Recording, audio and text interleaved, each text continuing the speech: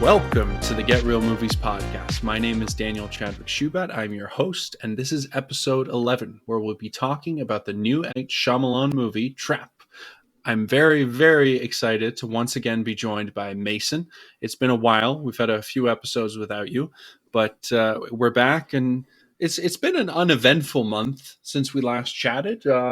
No political assassinations, no riots in the streets.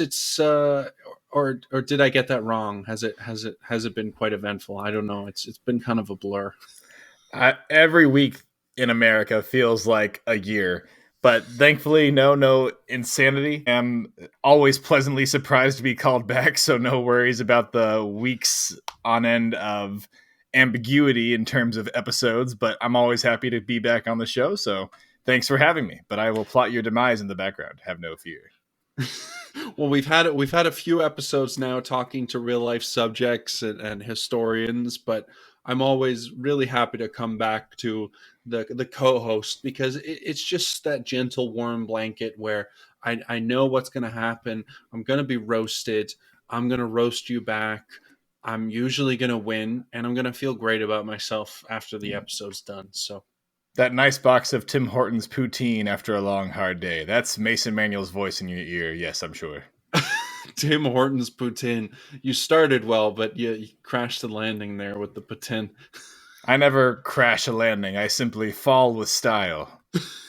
Like Buzz Lightyear. But I already like your little trap Easter eggs you're laying down in the podcast, plotting my demise in the background. But I look very suspiciously into a camera for an hour and a half, and then maybe I decide to do something. Who knows? Well, I'm very excited to talk about this movie with you, Mason.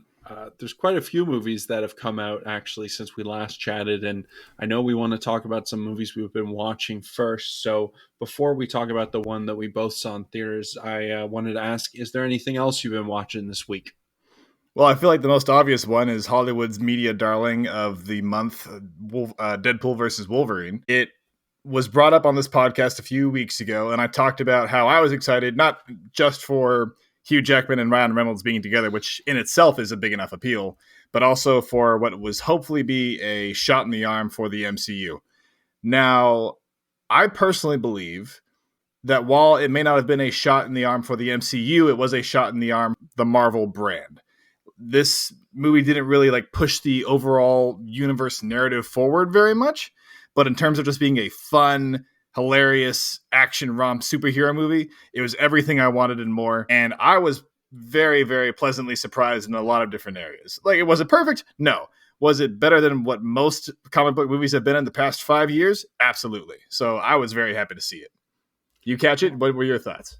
I did catch it. I found it quite funny because there were a few fourth wall breaking moments in the film, as expected, and one of them was just kind of talking about the crap that has been coming out of the superhero universe as of late.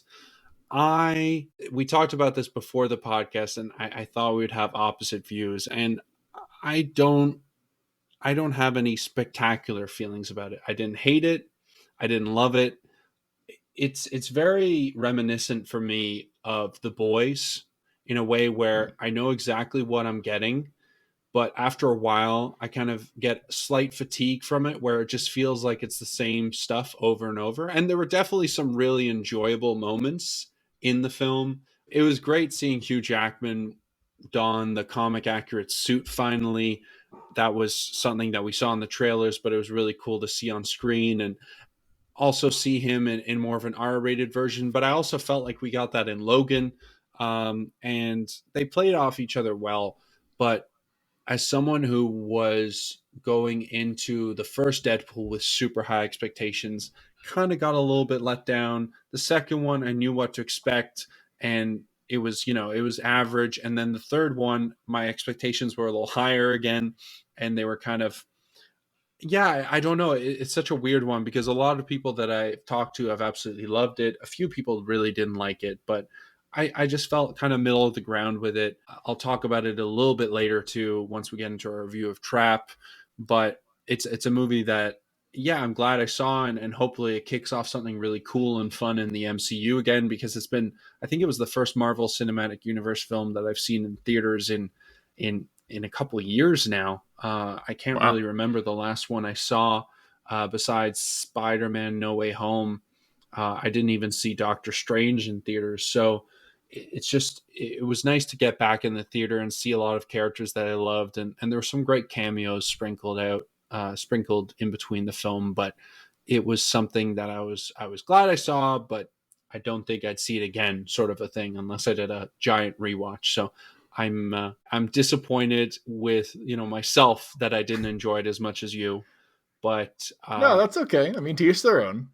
yeah, and It, I think people kind of, and maybe this is blasphemy coming from a Canadian here, but I think that people kind of overestimate Ryan Reynolds, where Deadpool really saved him, not the other way around. And I think that when you look at his filmography, I do think there's a good actor in him, but I kind of get tired because I feel like he plays the same roles over and over again. And I think the one film that I've seen him in where he was actually a solid actor and did a decent job was The Woman in Gold, which I saw not long back now.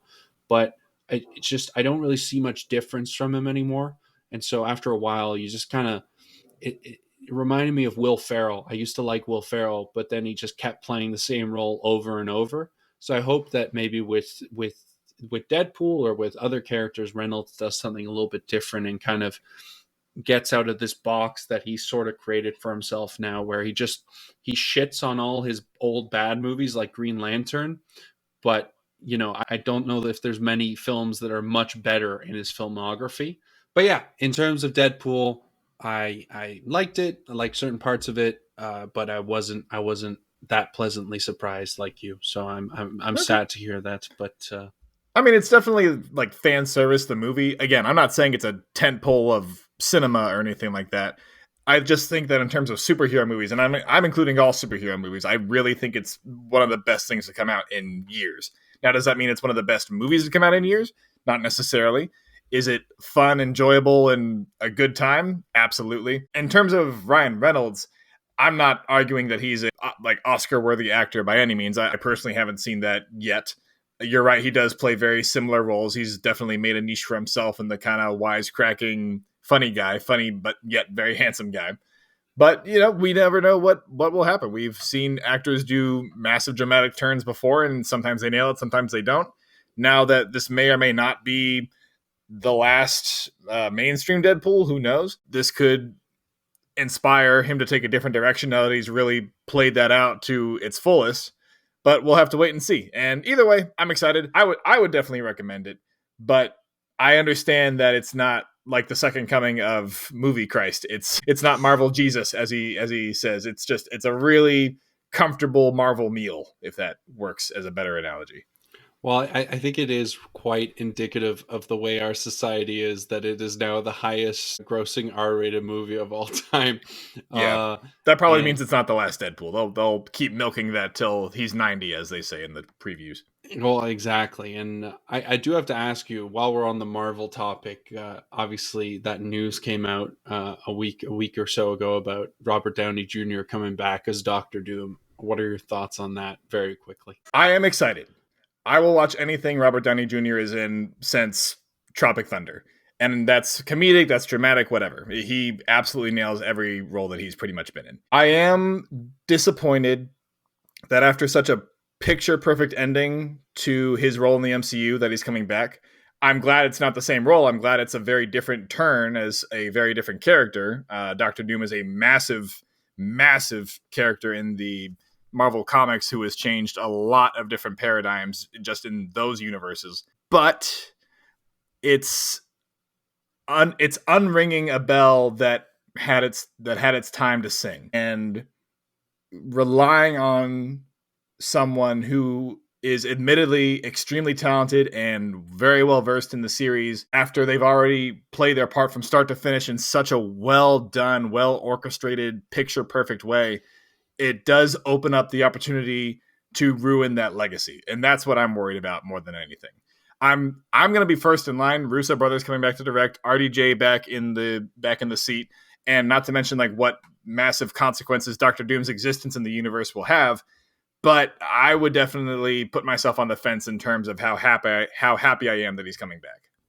Well, I don't think he came back for the story. I think he came back for the 80 million reasons, most likely. Was But 80 million? Can you? that's what I I'm don't know what the hearing. number was, but can you Yeah. imagine the amount of zeros on that check? Goodness Oh yeah, gracious! it's gonna be a huge one, I'm sure. But I'm like you. I am interested. I do have to say my interest in the MCU has waned over the last few years. Sadly, I just they kind of ended in such a great way that it became hard to replace those characters that they really had at the start. It's But definitely like, fighting for an excuse to exist right now. Yeah. yeah, but exactly. But I mean, you got to give it a chance, and if it's an enjoyable movie, then I'm all for it. I love the MCU growing up, and there's some really good movies sprinkled with it, like throughout. I think the Winter Soldier, Captain America: The Winter Soldier, is one of the best political thrillers that you can find. That's not based on a true story out there. I really love it. So, And but it still has anyways, Robert Redford in it. So either way, and it you get does. yeah, Well, that's what you need for a good political thriller. You need Robert Robert Redford. Redford in Yep. it, and you will find a good one. All right, agreed. One movie I was going to mention that I saw this week that you will laugh at, that I surprisingly enjoyed because it is still a guilty pleasure of mine, was Transformers. I don't know why I watched it. It showed up on my screen and I gave it a little glance, and it was kind of a fun one to watch. No, It that's was okay. I won't make fun of you nostalgic. for it. Yeah, it's I mean, when it nostalgic. came out, I fanboyed as much as anybody else. I still think it's a fun romp. I'm not going to say it's worthy of an Oscar, but No. for what it is, it's pure Michael Bay explosion entertainment. I see nothing wrong with enjoying it. Turn your brain off and watch the pretty lights go off. Yeah. Yeah, for sure. But were there any other movies that you've watched in the last few weeks that you wanted to tell people about, or was that the main one? I feel like I'm gonna discredit myself for saying this, but for the first time, I watched a Studio Ghibli film, and I saw Spirited Away, which is something that's always been on my list, and I've seen like bits and pieces of, but I never actually watched completely.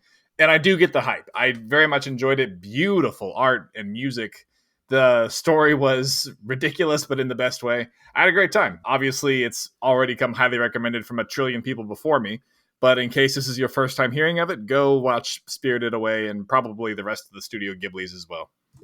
And this is what you get when you get Mason and I together. You get Transformers, which is just pure cinema, and then you get Spirited Away, which is just indie cinema. It's a nice contrast and mix. And What was it you said earlier about how you would always win the roastings? I feel like you're roasting yourself at this point. yes, I am roasting myself. Self detrimental humor. What can I say? What can we say except you're welcome? Oh dear. My girlfriend's gonna be so mad hearing you say that. It's always stuck on my head, and it'll be stuck in my head for the next few days now. Moana. Anyways, moving on to the main movie that we wanted to talk about today, Trap, which is the new M. Night Shyamalan joint. I'm very, very eager to get into this film. It is something that I've been looking forward to since the first trailer came out. With M. Night, I feel like you're going to either get a fantastic film or you're going to get something that you're like, oh, this is disappointing. And I guess what I would like to ask Mason first and foremost is, did you go out of that movie theater thinking, wow, what a great film? Or did you go out of the theater thinking, what the fuck did I just watch? Neither. I left the theater thinking I expected exactly what I got, and Daniel owes me $12. It it is nothing special, and I feel like I need to get that time back somehow. All right. Wow. He's just Yes, straight to coming the out point. swinging. Straight to the point. Well, I talked about Deadpool and Wolverine earlier, and I went to that movie last week, and then I went to Trap this weekend, and I had infinitely more fun in the theater watching Trap than I did Deadpool and Wolverine. I will say, Explain yourself. it is such a fun camp film, and you say it's exactly what you expect. It was the same for me, but I just had a fun time with it. It's turn off your brain. It's Josh Hartnett being very camp, having such a fun time with it. He puts in a real wonderful performance, I thought, and it made me curiously start to root for a psychopathic butcher and I kind of didn't expect some of the things the way it went. I did see the ending coming, but I still had a lot of fun with it, and I was really glad I went to see this. So I'm glad that we reviewed this film instead of Deadpool and Wolverine, because I think we'll have a lot more laughs and disagreements. So I'm fine with that. This hurts my soul hearing you say this. You know the reason why it's camp? Because he has to play it camp because the script is complete baloney. Like M. Night Shyamalan is not writing camp in his mind. This is a tight psychological thriller in Shyamalan's mind. Josh Hartnett, being a very decent actor, sees this and is like, okay, I've signed the contract. I've got to try to make something of this. And so, yeah, he plays it up. He hams it up. And for purpose, he does fine with it. He's the best part of the film by far. But goodness gracious, is it dull. It's like the first half of this movie, M. Night Shyamalan just wanted to make a concert movie with his daughter, I think is the actress, the one singing the entire time, the pop star. And then halfway through, he remembers, oh, I'm actually supposed to be doing some sort of serial killer mystery, and has to catch up with all this sloppy drivel of exposition that comes in these massive, like 10 to 15 minute dumps. And I just want to throw myself out a damn window. How absolutely destructive this was to my brain in terms of, like, I was hoping for more. I was hoping, like, he's doing this on purpose. He's making it seem like it's complete crap so that I can feel bad about myself when he shows the genius twist that he's sometimes known for. No, it's just as bad as it is on the face. You if you think there's more depth to it, you're giving him too much credit.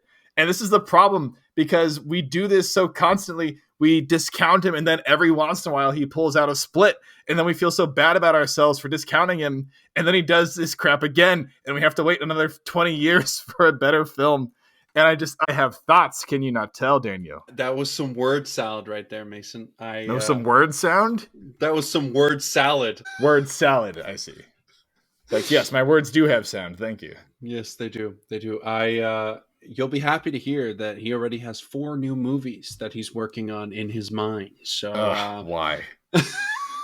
But I don't know. I really got the opposite view on it. I think from what I've seen in the press tour and everything, I think this was a movie that he just had fun with, and the whole cast and crew did.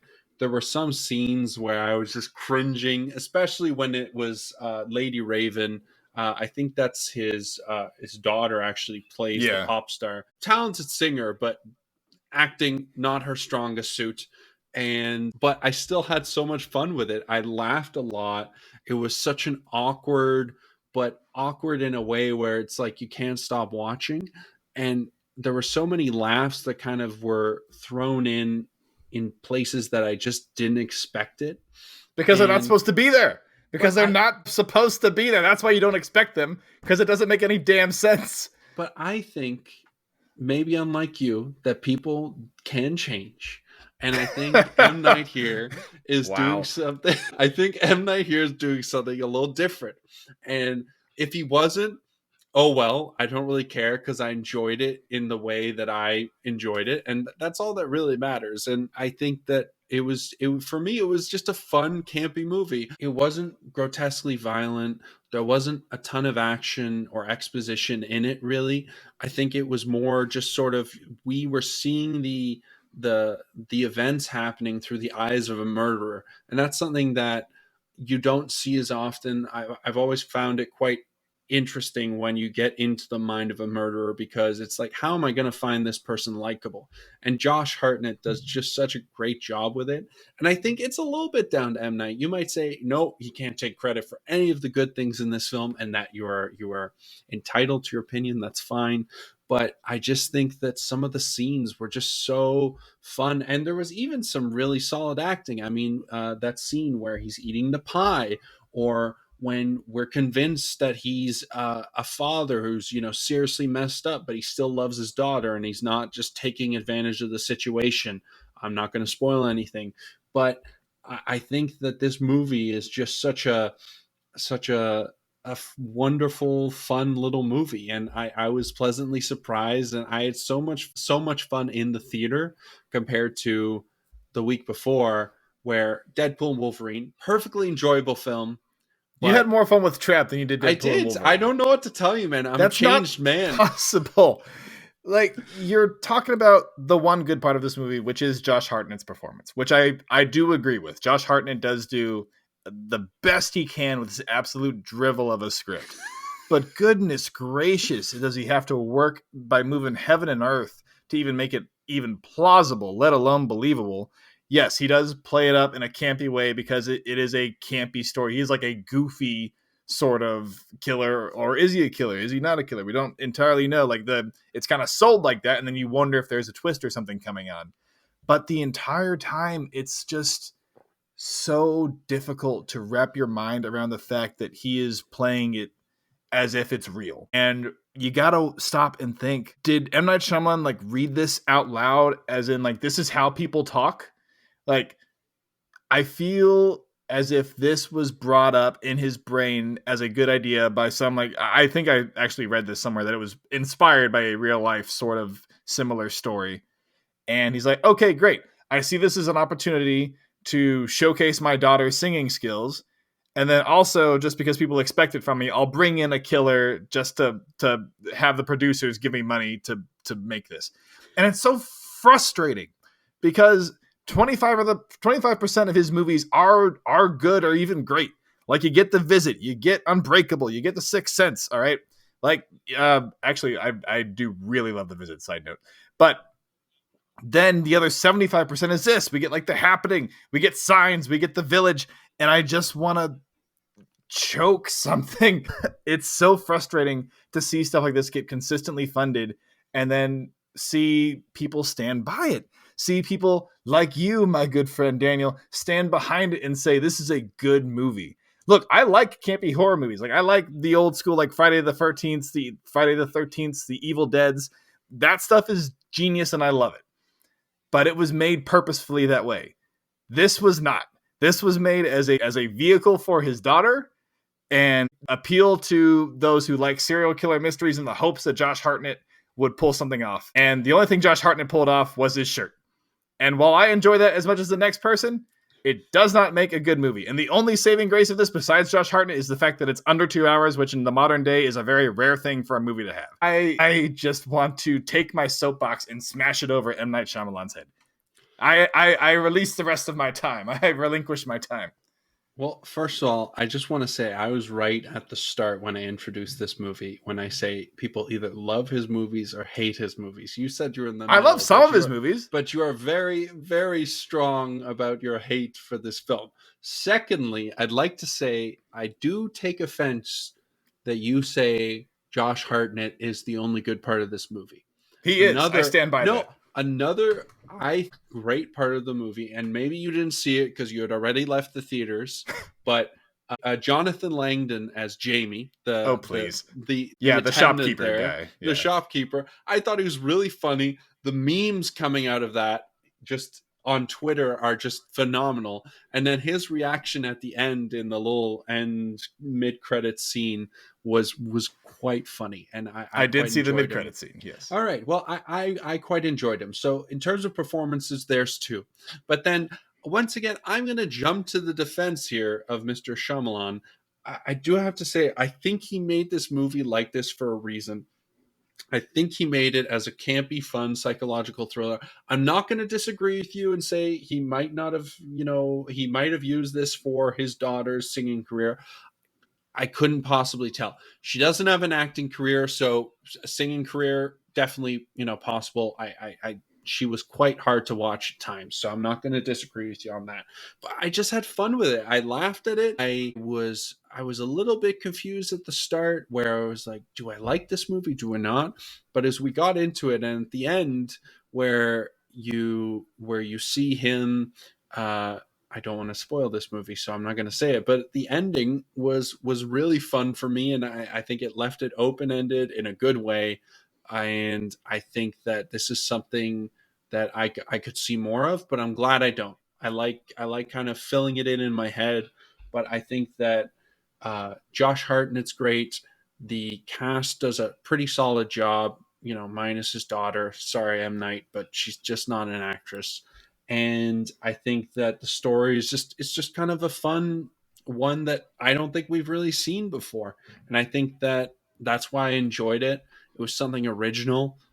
You might say it's drivel, but it's original at least. Yeah, that's what those are my thoughts on it. I had a good laugh, and I thought the performances were great, and the script was original and fun, and I don't know. I can't really argue with you because your opinions are valid, even if they're wrong. How are they valid and then wrong? How is this original? This is a serial killer living a double life as a family man and a serial killer. That has been done a ton of times. Yes, but not in a place where he's trapped like this, and they make it a fun kind of campy, turn off your brain type of film. I don't know. Have you ever heard of the show Dexter, where he's consistently working with the police and he's trapped in that professional life around law enforcement? Well, It is not anything new. This is just iteration after iteration of stuff that has been done better before. But Dexter takes itself quite serious. As far as I know, it's a drama. I'm sure there's some funny scenes in it, but I don't know. I maybe don't have your TV knowledge when it comes to these serial killers, but I don't know. I quite enjoyed it, and it wasn't a sequel. It wasn't something that they're gonna try and make into a franchise. It was just a turn off your brain, have a good time at the movie theater sort of film. I think that, cinematography wise, nothing really stood out about it. Nah. And I don't think that's his MO anyway. He likes to make films that intrigue, and this was something different for him. I enjoyed it, and that's all I can really say about it. I had a lot of laughs. I laughed more in this film than I did in Deadpool and Wolverine. You might be mad at me about that, but I did. That just doesn't make sense. You got to start making sense, Daniel. Okay, well, again, all I can say is that this is my truth. Okay, well, thank you for speaking your truth. The circle denies you. You can take your donuts and then go back to your car in the lot. Look, to our wonderful listeners who put up with all of our BS, we appreciate you. Really, we do. I beg you, do not see this movie. Do not rent this movie. Do not make your significant others, your families, your children, your friends, even your enemies, don't make them watch this movie. You know why? Because they're so much better. You want to torture somebody? Give them a worse film. You want to make somebody be wowed by the art of cinema? Give them a much better film. Troll 2 exists to torture people. Scott Pilgrim exists to make people engage and have fun and feel better about themselves.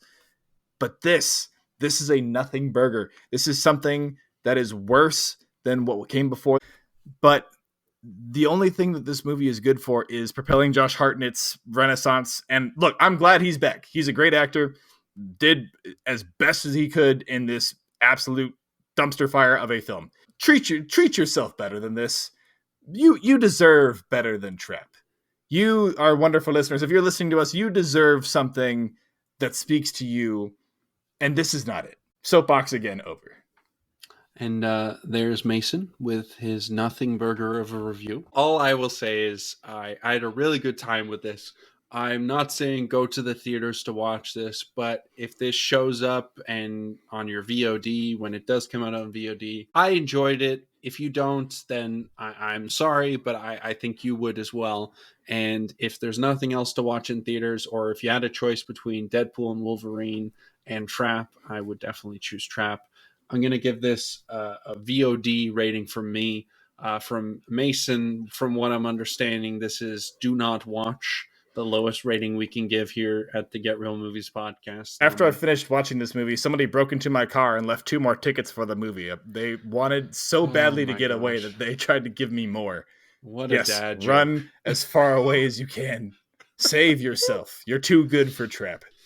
Well, Mason, this is what's great about us talking about movies is we can disagree vehemently like this, and I would still have a beer with you or scotch and still watch any of the movies you recommend, even if you do occasionally have a bad opinion on film.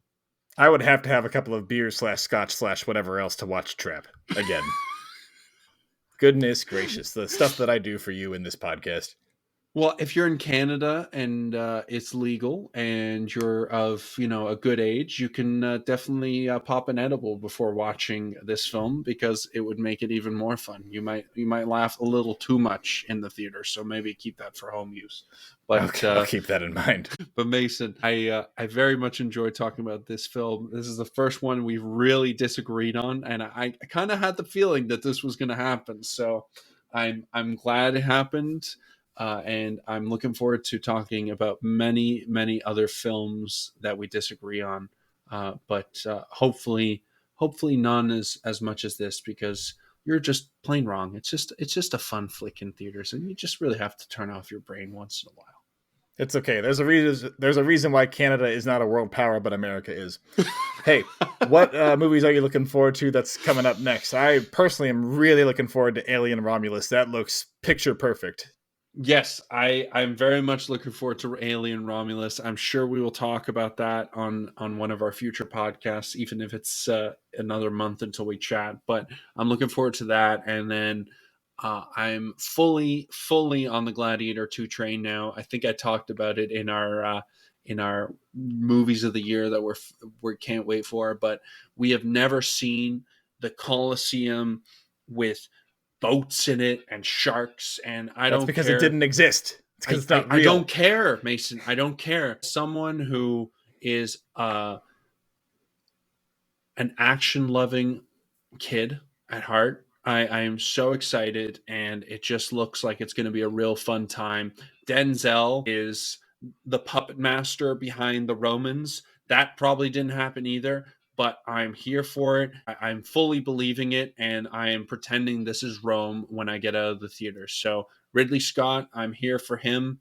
And then Alien Romulus, it's a continuation of a story that Scott told quite well, I thought, but I think this is kind of hopefully a return to form for the franchise, and I'm excited for that as well. So I am on the fence about Gladiator 2. I feel like it's not going to be the amazing explosion of glory that everybody's expecting. Yeah, Denzel, you got Pedro Pascal. I'm forgetting the other guy's name. Paul Mescal. Paul Mescal, Pedro Pascal, and Paul Mescal. It feels like their names are just like flipped. But I am hopeful, and we will see.